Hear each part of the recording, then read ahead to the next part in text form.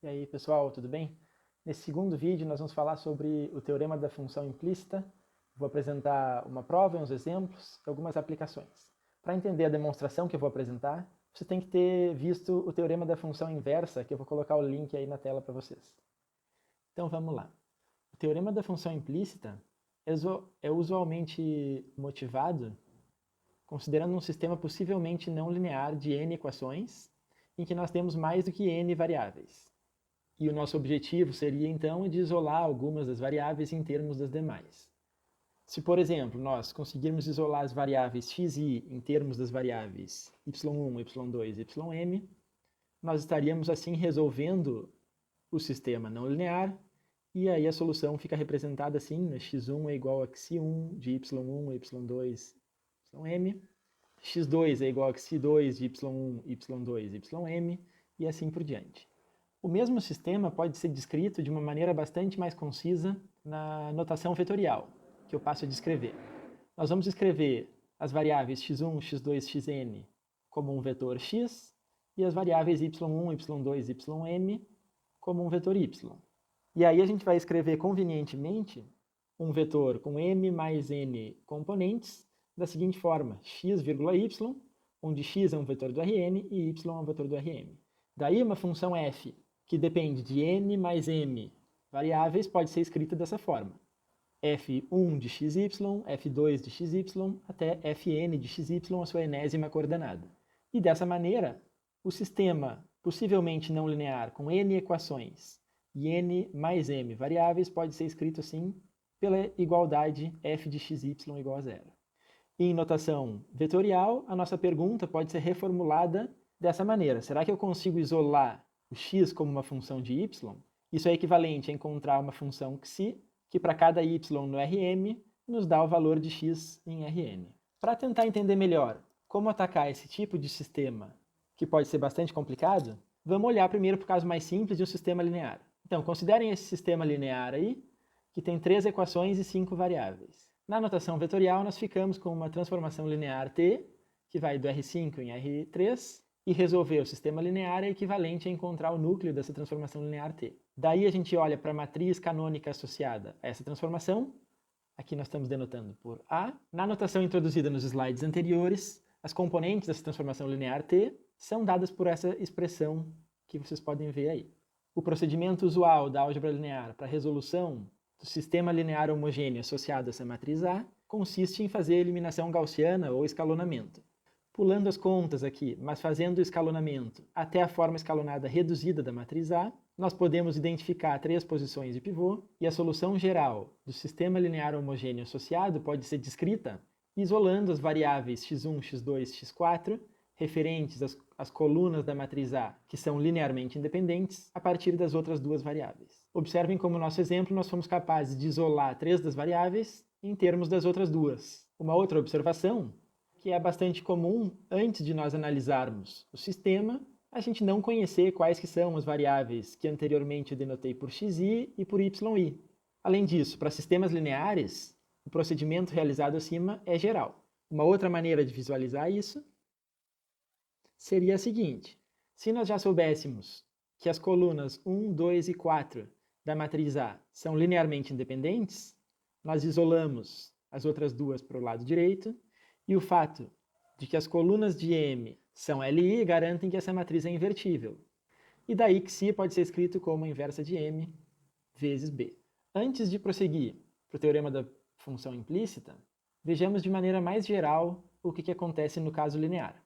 Eu vou deixar as demonstrações desses fatos como exercícios aí para vocês. Suponhamos que uma transformação linear de Rn mais M em Rn satisfaz o seguinte: o único vetor x de Rn que satisfaz t de x 0 igual a 0 deve ser o vetor nulo x igual a 0.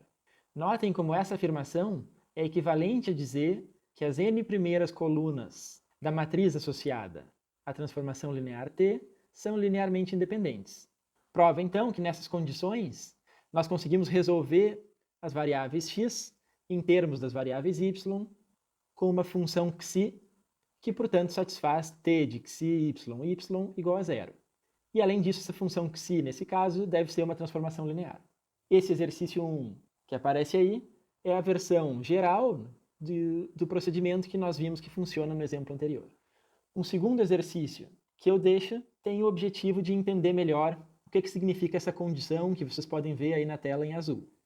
Suponhamos, então, que T é uma transformação linear do Rn mais M em Rn, e o exercício pede para mostrar que as seguintes afirmações são todas equivalentes.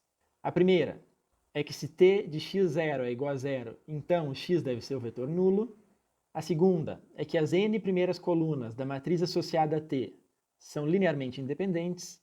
O item C, de que a matriz de ordem n por n, dadas só por essas n primeiras colunas da matriz associada a T, deve ser uma matriz invertível.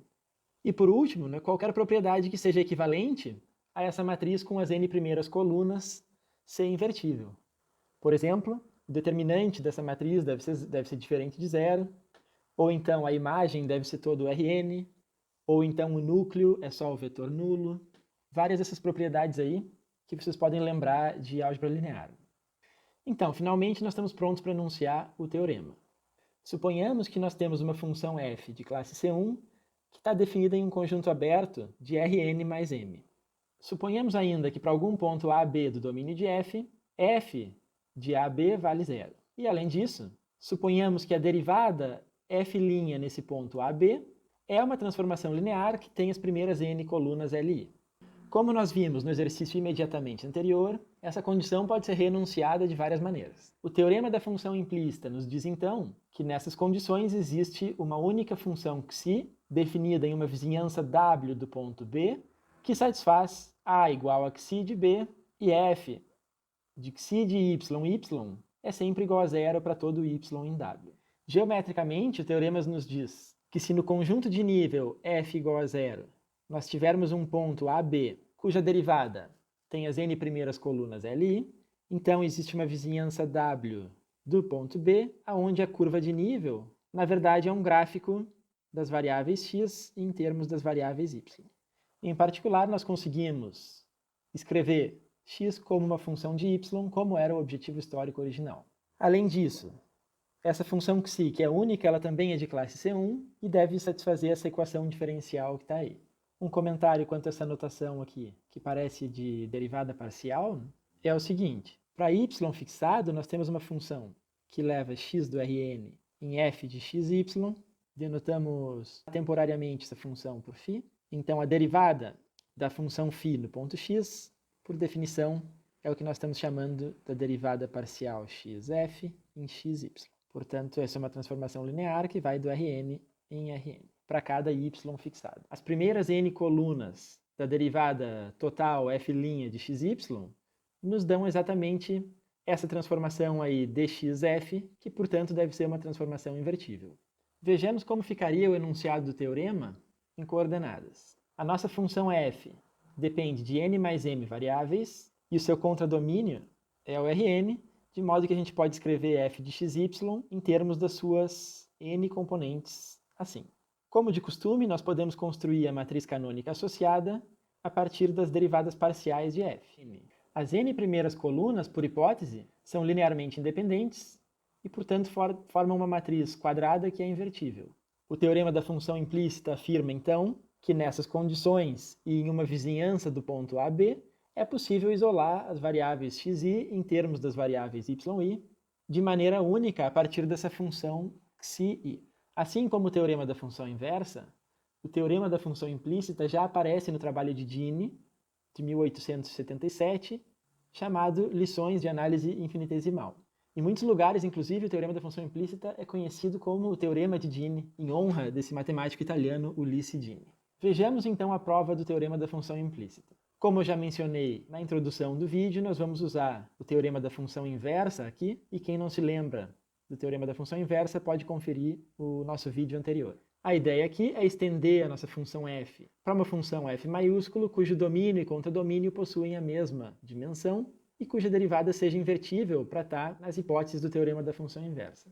Então, para x em Rn e y em Rm, uma definição natural é a seguinte. A função f de xy é uma função cujos valores estão em Rn e, portanto, eu posso utilizar aqui na primeira componente. E nas outras m componentes, nós podemos simplesmente deixar o y parado, porque aí, como nós vamos ver, a derivada da transformação nessas variáveis vai ser a transformação identidade.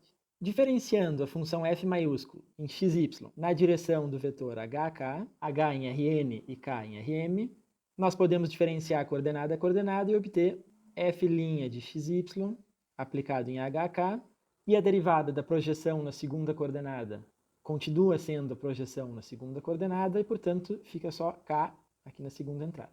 Se você prefere analisar a derivada em coordenadas, essa é a matriz canônica associada com a derivada f' de AB.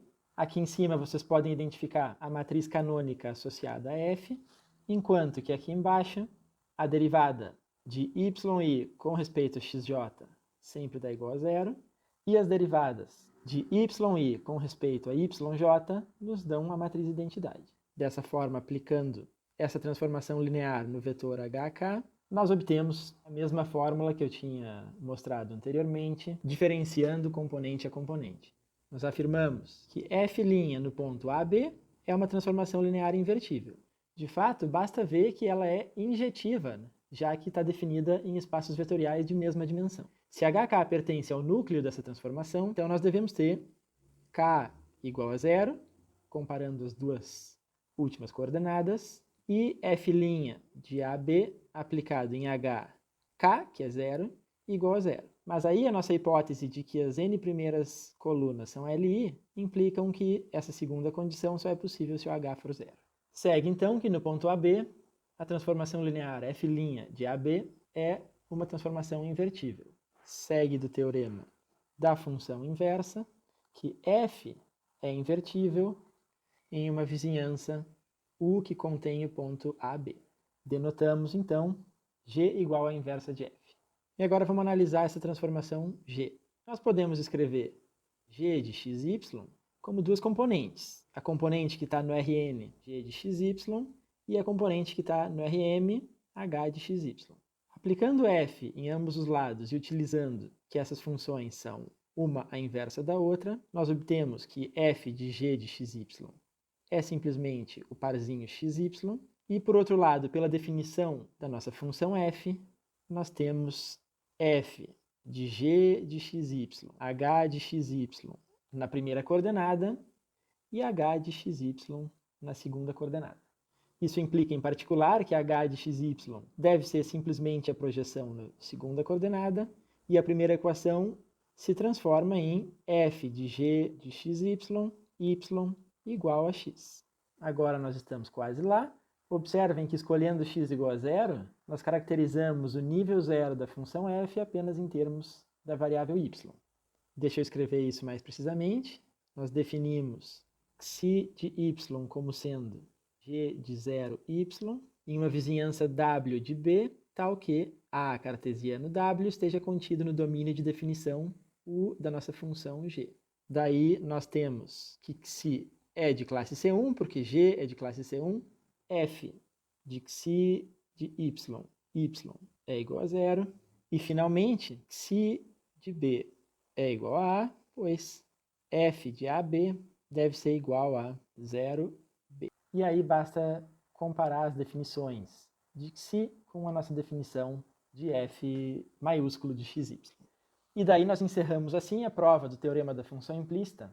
Observem que uma vez que nós identificamos a maneira correta de estender a função f de xy, a demonstração foi uma aplicação direta do teorema da função inversa, bastando identificar quais eram os símbolos corretos, a definição da vizinhança correta, para chegar na conclusão do teorema da função implícita. A parte final do enunciado, que consiste na equação diferencial que xi deve satisfazer, fica então como exercício aí para vocês, mas a dica é que basta diferenciar a identidade f de xi, y igual a zero, utilizando a regra da cadeia. Vejamos um exemplo inicial. Considera a esfera no espaço tridimensional. Nós podemos identificar a esfera como a superfície de nível da função do R3 em R, dada por f de x, y, z, igual a x ao quadrado mais y ao quadrado mais z ao quadrado menos 1. A matriz canônica associada à transformação linear f' de x, y, z pode ser escrita como a matriz das derivadas parciais, que são 2x, 2y, 2z. E aí nós devemos identificar se existe alguma matriz de ordem 1 por 1 que é invertível aqui dentro dessa matriz canônica. Por exemplo, se x for diferente de zero, a primeira coluna é o vetor 2x diferente de zero, que define uma transformação linear invertível. Portanto, pelo teorema da função implícita, nós podemos escrever x como uma função xi de yz em toda uma vizinhança do ponto considerado. Nesse caso mais simples, nós sabemos que todo um hemisfério pode ser representado explicitamente nesse caso que é mais simples de isolar as variáveis. Antes de olhar para um exemplo um pouquinho mais complicado, vamos enunciar um caso particular do teorema da função implícita que se enquadra nesse método que nós utilizamos no exemplo. É o seguinte corolário, então. Se f é uma função de classe C1, que agora é uma função escalar e não mais vetorial, definida em um aberto E de Rn mais 1, se nós temos um ponto que anula a função f e uma das derivadas parciais é não nula, então o teorema da função inversa implica que essa variável pode ser resolvida como função das demais e que isso vale em toda uma vizinhança W do ponto A1, A2, AN de Rn. Para justificar essa afirmação, basta notar que a matriz canônica associada à derivada f' de A1, A2, AN mais 1 é uma matriz linha que consiste das derivadas parciais de f com respeito a x1, x2, xn, xn mais 1. O fato de que essa entrada é não nula implica que essa última coluna é um vetor linearmente independente em R e, portanto, o teorema da função implícita se aplica. Um segundo exemplo é o seguinte. Considera essa função f de R5 em R2, dada por essa expressão aí. Essa expressão com exponenciais, polinômios e funções trigonométricas é bastante mais complicada de isolar, para não dizer impossível, como vocês podem imaginar. Nota que no ponto 0, 1, 3, 2, 7, a função f se anula. E aí nós vamos analisar a matriz canônica associada à derivada de f. Para isso, nós vamos colocar em uma matriz as derivadas parciais. Façam as continhas aí, nós obtemos a seguinte matriz. Observem que nesse exemplo específico, duas colunas quaisquer são linearmente independentes. Por exemplo, aqui as colunas 2 e 3. Logo, o teorema da função implícita nos diz que existe uma vizinhança W do ponto 0, 2, 7 e única função xi de W em R2, tal que x2, x3 pode ser escrita como uma função xi de x1, x4, x5. E o ponto 1, 3, em particular, é a imagem do ponto 0, 2, 7.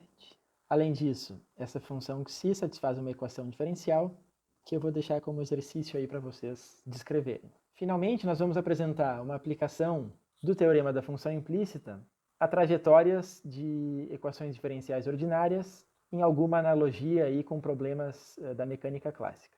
Imaginem que nós temos uma curva x definida no intervalo i indo em R3, que é a solução da equação diferencial x' igual a f de x de t. Então nós temos uma trajetória x cujas velocidades são dadas pelo campo f de forças. Suponhamos ainda que existem algumas quantidades nesse sistema que são conservadas ao longo das trajetórias do sistema. Então nós temos aí algum tipo de energia E1 que é constante ao longo da trajetória x de t e uma outra quantidade E2 constante ao longo da trajetória x de t. Geometricamente, nós temos que a trajetória x de t tem a restrição ou obrigação de estar em cima da curva de nível E1 igual a C1. Por outro lado, a trajetória também deveria estar na curva de nível associada com a segunda energia, e intuitivamente essas duas quantidades conservadas são informações suficientes para descrever completamente a trajetória x de t, que está aqui nessa interseção. Mais precisamente, se os vetores gradiente E1 e de E2 são LI, nós vamos conseguir justificar esse raciocínio rigorosamente. Geometricamente, o gradiente de E1 é ortogonal à superfície de nível e o gradiente de E2 é ortogonal à segunda superfície de nível, de maneira que essa condição de independência linear nos diz que nós temos uma interseção transversal. Nós vamos definir f de x como sendo E1 de x, E2 de x.